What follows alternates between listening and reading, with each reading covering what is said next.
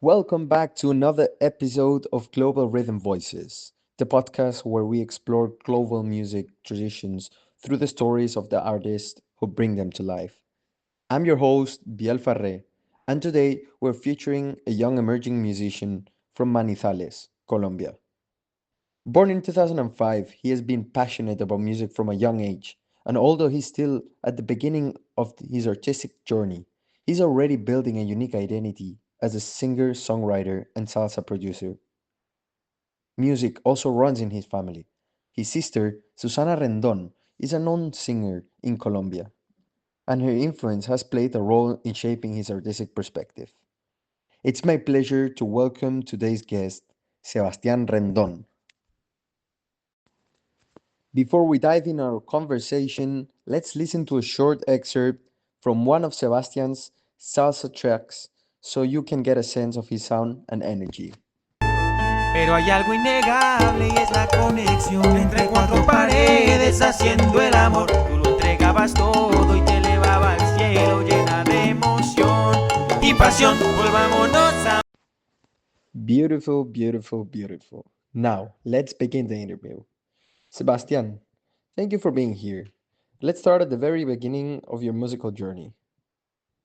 What first inspired you to start creating music, and when did you realize you wanted to become a musician? Okay, hi everyone. My name is Sebastian.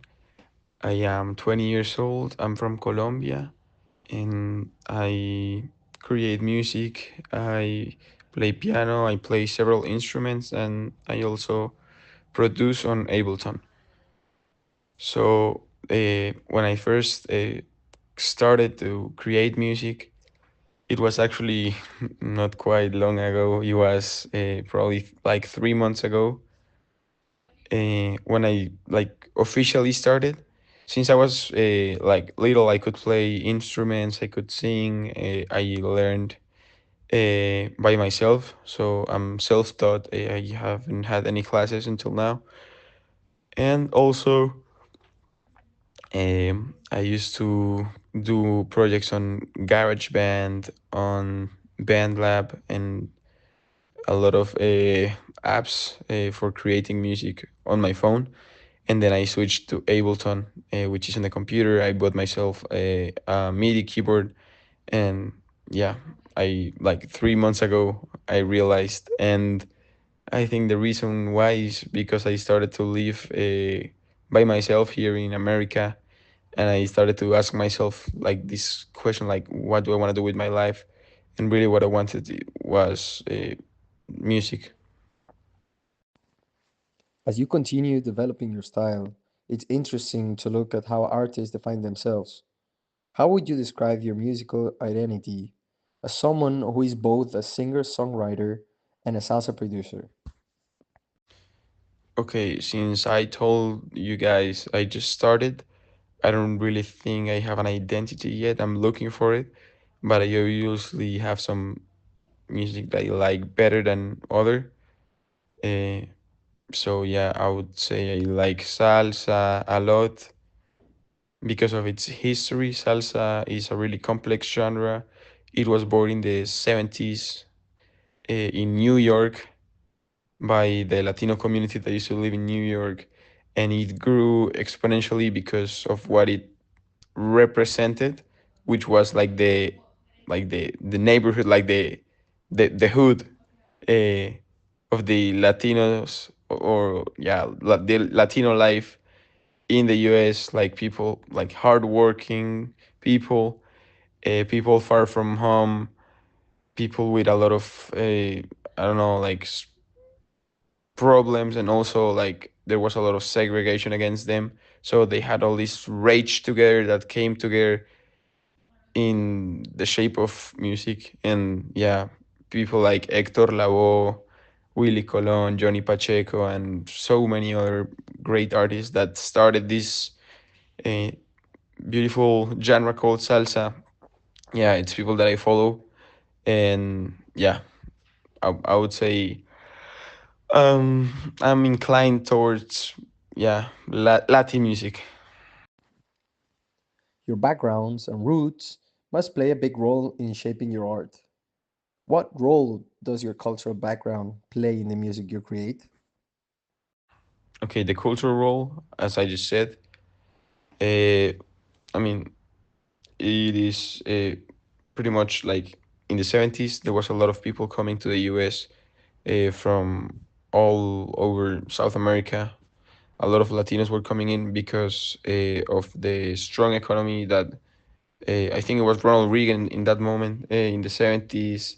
Yeah, the United States were like pushing themselves harder and harder to like grow economically because of the Cold War. Because yeah, the Soviet Union was doing the same, so they were getting bigger and bigger and bigger in economic power. And yeah, like in South America, things weren't like that. So many people that didn't have opportunities there would just come over to the US and get together and make, yeah, like music that they used to like make in their countries, but now it had to shape a little bit. It had to be different because there was people not just from one country, from all over. So that like mix of all of the genres, all of these cultural, yeah, like movement that was going on is called salsa. Now, since salsa is a big part of your musical focus, let's dive deeper into that. Salsa has a deep cultural history. What does salsa mean to you personally? Okay, salsa to me means everything because apart from salsa, I like soccer and I play soccer actually at Reinhardt.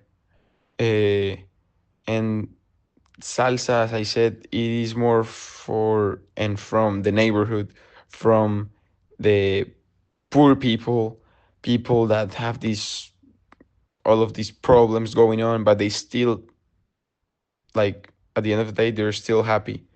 And salsa, I think it represents all that. And I know many people like that that I used to play with and I play with, or yeah, every time I just like yeah, get surrounded by the soccer environment, like I end up knowing great people that they don't have as many opportunities as probably we do, but they are still happy, and that is the most important thing in life. So it's happiness, and salsa means that to me. And yeah, that's what I want to do. That's the message I want to pass on, which with the salsa. So yeah, it means a lot.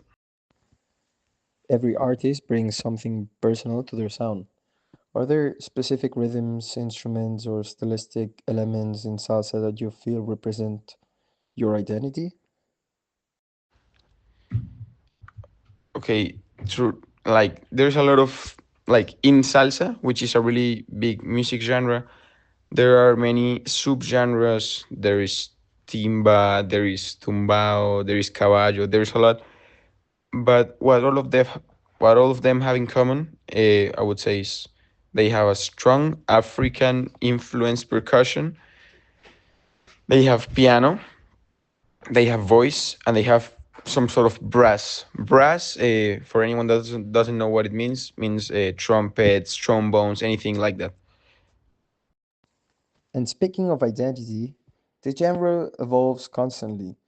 How do you balance traditional salsa influences with your own modern and personal style? This is another great question for me. Traditional salsa elements like they they cannot disappear because of what they meant in the moment when it was created. Of course, I acknowledge when those people were creating the salsa genre as a whole, as it is, or when they were establishing that, they weren't thinking about it. They were just trying to pass this happiness message on to the people that were sad or unhappy far from home in New York specifically or in the United States. But those elements they used and those characteristical rhythms, they I still respect them a lot. I try to be as loyal as possible to them. Obviously, there's many other stuff that we can do now like music can be created from a computer at home. You can download sounds from internet. You can add stuff. You can play like I don't know synths. You can stack vocals up together. You can do a lot of stuff in producing nowadays. But still try to have all those four elements I just mentioned to you guys. So like yeah, I have African influence percussion, brass, voice, and piano, and some extra stuff. Some extra spice I used to add. Let's talk a bit about how your music actually comes to life. Can you walk us through your creative process when you start a new song? Okay, my creative process, as I said, I just started, so I don't have like a creative process. Like I don't have like a method. I just always follow. Sometimes I just think of something while I'm doing, I don't know, like what I'm working. I just think of something, of some chords or of some lyrics or some words. I just run to my room as soon as I can, and then I just like put it into my computer, and then from then I just start like building up. Or there's other times I just like uh, pick, I don't know, four chords, loop them, and start improvising over them. And then when I have some sort of concept or lyrics I want to talk about, I just uh, create a melody more complex than those four chords, because I don't like harmonic simplicity per se. But yeah, that's usually how I start a song. Creativity often comes from many places.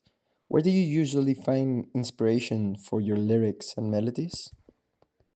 Right now, I'm inspired in uh, probably heartbreakings, because my girlfriend broke up with me a couple of months ago.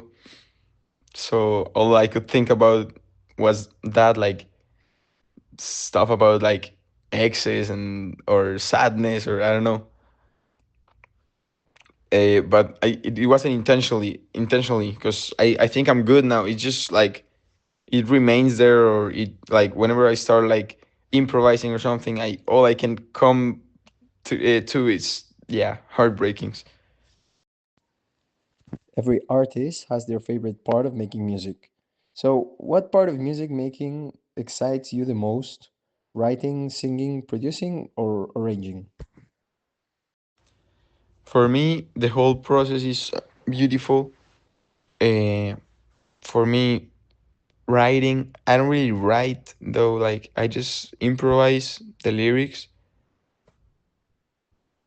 not in one take, of course, but sometimes actually in one take I come up with all of the ideas I want to like put into the song, and then after I just keep doing takes, recording myself, where I just fix the wording, fix yeah, so it makes more sense, or that I use more powerful words. So yeah, for me, that's really interesting, but also the producing part. Once you have the lyrics and the basic stuff, you can start adding up other stuff. You can do melodies in the background that probably I like. I would hear nobody else, to be honest, because that just adds up to like a big yeah, it's what I call the mix. And in the mix there's something I mean, I call it texture.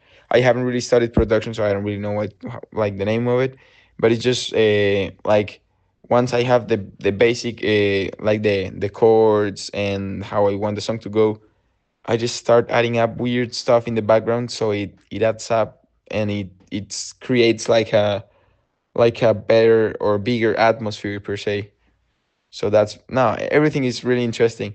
And yeah, now like after improvising and doing all that, singing it, but like singing it the right way, not just like when I was improvising, because when I improvise I just like sing like, I mean, I try to sing good always, but it's not like that easy, because I don't really know what I'm about to say. I just say it. But then when I know what I have to say, I just write it down and sing it. That is for me, that's the most stressful part, because I have to do many takes, because sometimes I try to yeah, reach really high notes, and I don't, and it's frustrating, and for my neighbors as well because it's 2 a.m. and I'm trying to hit a high note. So yeah, but I don't know. I like everything about it. Even without live performances yet, you've been growing steadily as an artist, right? So even though you haven't performed live yet, what kind of musical experiences have helped you grow so far? For me, musical experiences. I mean, for me, music is just like everything in the sense of like I can make music, yeah, and I can play piano, whatever, but anyone can listen to music and anyone can like or dislike a song. So when somebody comes up to me like, "Oh no, I don't know about music," yeah, yes you do, bro. You listen to music all day. So and what is good music and what is not? So like it's like a really mm, yeah, it's like a really abstract concept because what is good music, for example, is music that sounds good, or is music that makes you dance, or is both, or I don't know, like Charlie Garcia doesn't make me dance or sounds good, you know, but for me that's good music. So I don't know, like for me, like the musical experience is like just when you listen to music or when you interact with other people while listening to music, and they'll be like, oh, I like this song, or oh, I don't like this song, and I just like to ask why. For me, that's the most important thing, like uh, knowing what people like, so that way I can yeah, like not make music for them to like listen, but make music that yeah, maybe I like what they like too. So I just yeah try to make it the same way, you know.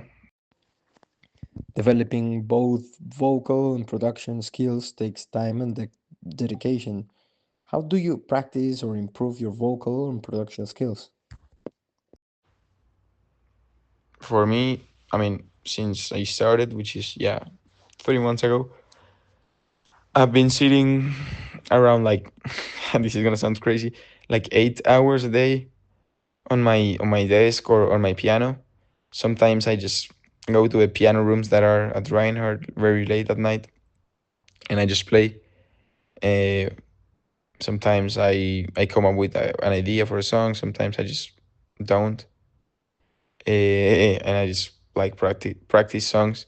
And since I play by ear, I don't know, like if I had been listening to music in the day or if I listened to something I liked, I just go ahead and play that what I was or what I liked, and then I just from there I just keep playing, and I don't know. I think that this is the way I'm improving the most. It's just by enjoying it. Looking forward, it's exciting to think about your goals. What are some personal goals you have as an emerging artist in the salsa world?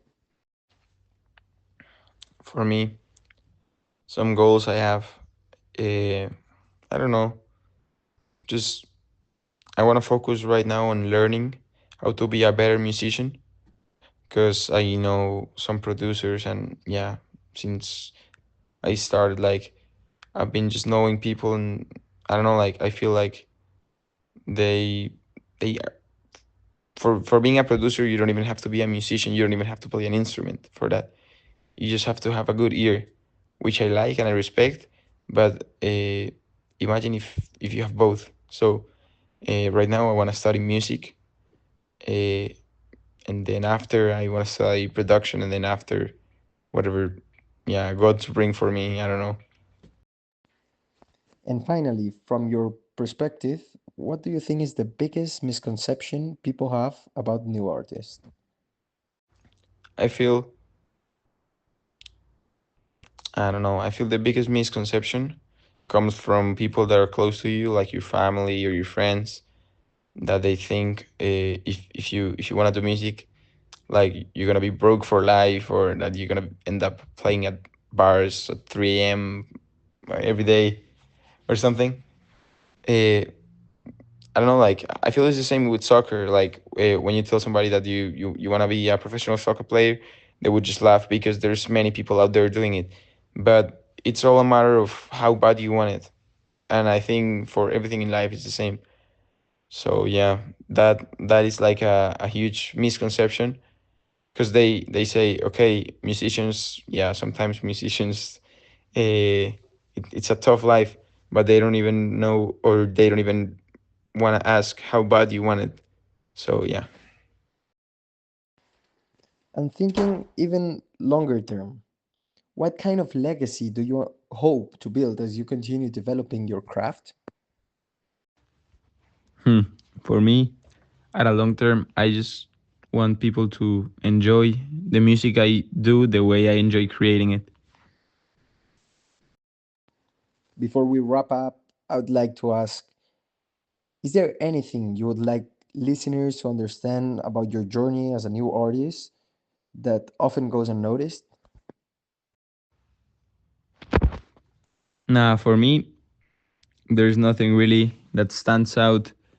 Uh, I mean, I could be talking about many stuff here, but for me, I rather those little secrets to be unknown. Sometimes, yeah, just I would just say sometimes you would have to listen to a song more than twice to really get to what the producers are doing, or maybe listen more carefully. Sometimes listening to just the lyrics is not enough. And yeah, that's what I would say. Well, Sebastian, thank you so much for sharing your story, your insights, and your passion with us today. Even at this early stage, your dedication to your craft and to your cultural roots is truly inspiring. To everyone listening, make sure to support Sebastian's music and follow up his upcoming projects. His journey is just beginning, and we're excited to see where it leads. This has been Global Rhythm Voices. I'm Biel Faré, and I hope you enjoyed today's episode. See you next time as we continue exploring the music and stories that shape our world.